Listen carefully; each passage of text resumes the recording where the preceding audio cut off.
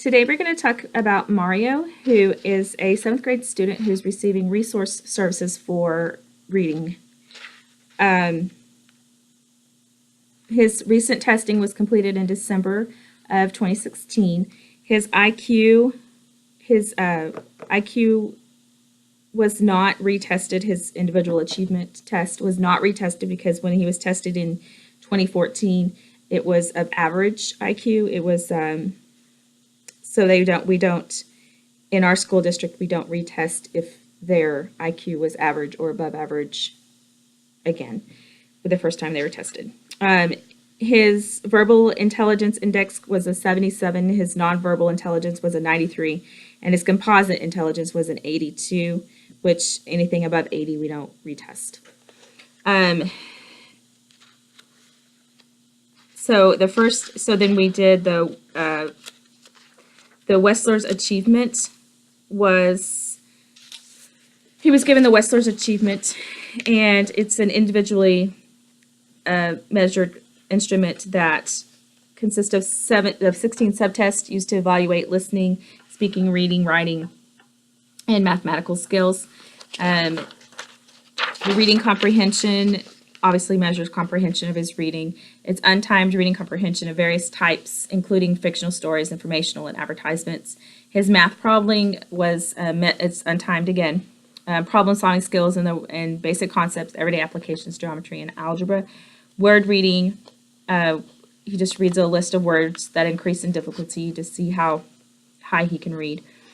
Pseudo-decoding means that's fake words that they give him, and they're trying to determine whether he can decode them just by knowing the sounds of words, or sounds of letters, and see if he can decode the word saying it that way. Numerical operations is math calculations, basic skills, basic operations with integers, geometry, algebra, and calculus. And his oral reading fluency is just how well he reads out loud, his speed, his accuracy, fluency. So his reading comprehension score was a 68, which is low. Your scores for that are between,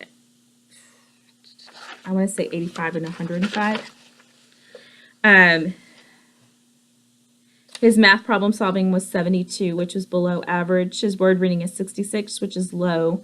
Pseudo word decoding was 65, which is low. Numerical operations was 81, which is below average. And oral reading fluency was 57, which is low. He was unable to tell time, make fractions, less than a whole, solve a probability problem. And he was inconsistent at reading graphs and using a calendar and working with money and solving a single word problem. Because he has difficulty reading, he has difficulty doing word problems in math. The Woodcock-Johnson test of achievement standard scores are between 85 and 115, are considered between the normal limits. There's a writing fluency, which measures his ability to formulate and write simple sentences quickly. And the writing samples measures his writing response to a variety of demands. And written expression and fluency provide a measure of written expression skills. So his writing fluency was 81, which is low. His writing sample was 106, which is average, which is good. And his written expression was 87, which is low average. He was also given a test of auditory processing skills, and it's an individually administered test that has a scaled score of 10 and a standard deviation of 3, which means between 7 and 13 is within normal limits. And it's commonly utilized in academic and everyday activities. So word discrimination subtest assesses the student's ability to discern phonological differences and similarities within a pair of words, and he scored a 5. The diagnostic achievement battery is a norm reference test that's designed for elementary and middle school curriculum, and it's for listening, speaking, reading, writing, and mathematics. The alphabet phonics word identification subtest requires the student to identify letters and written words that increase in the level of difficulty, and the reading comprehension subtest involves word picture relations and story comprehension. So for his alphabet phonics word identification, he scored a 5, which is poor, and his reading comprehension, he scored a 5, which is poor. The Woodcock-Johnson test of achievement is a wide range comprehensive set of tests for measuring achievement. The tests are administered individually, and the standard scores are 85 to 115. The reading fluency was low, and he was 67, which is very low. So based on his IQ, which was his composite intelligence was 82, and his nonverbal, which was the highest, was 93. His reading fluency was a 67, and there has to be a 22-point discrepancy between the two in order for there to be a specific learning disorder. A specific learning disability. So he meets the criteria for a specific learning disability in basic reading, reading comprehension, and reading fluency. So he will receive 45 minutes a day 45 minutes a day in reading resource for that. They also, Mario is also in speech, gets speech language services, and they did several tests for him. They did the clinical evaluation of language, 5th edition, which is for ages 5 through 21, and it uses a battery of structured tests that test the student's language abilities. So word classes measures the student's ability to perceive, understand, and explain relationships between pictured words or spoken words, and he scored a 6. Following directions, his ability to interpret spoken directions of increasing length and complexity. He scored a 5. Formulated sentences. It's his ability to formulate a complete sentence semantically and grammatically correct. And it's spoken increasing lengths. So they start saying a sentence, and then the sentences get longer and longer, and see if they can follow. Recalling sentences, they tell them a sentence, and then they have to repeat it back to them.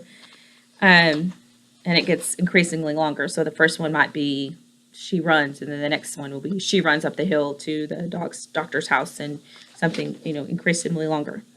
So formulated sentences, he scored a 3. Recalling sentences was a 5. Sentence assembly, his ability to grammatically formate acceptable and semantically meaningful sentences by manipulating and transforming given words in small word groups.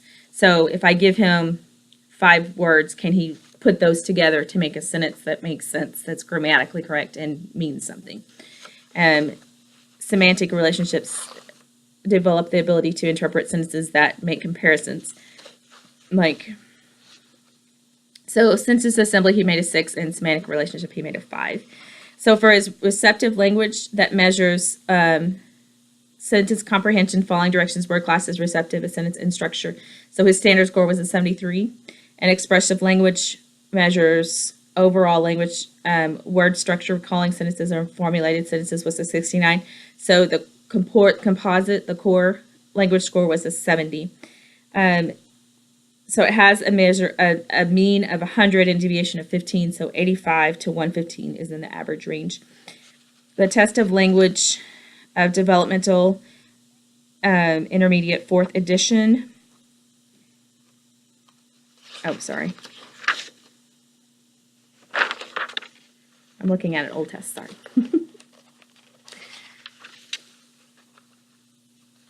They also examined his articulation, a word I can't even say. And he had no misarticulations during the language of vowels, so his speech, it was was understandable during spontaneous conversation.